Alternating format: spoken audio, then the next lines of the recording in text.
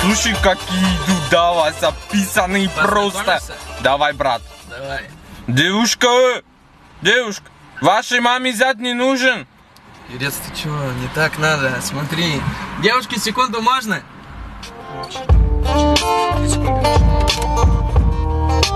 Сейчас.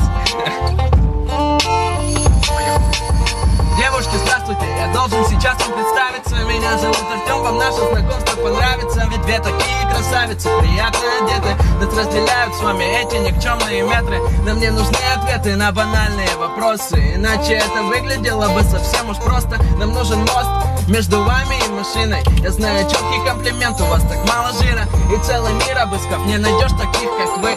Соблазнительные дамы редкой красоты. Мы еще новы, но скоро изменим мышление. Я правда стараюсь, поднимаю настроение. Какие же черты лица, какая фигура. Вы словно памятник, южная архитектура. И даже Юра, который придирчивый парень, сейчас вам скажет: девушки в порядке.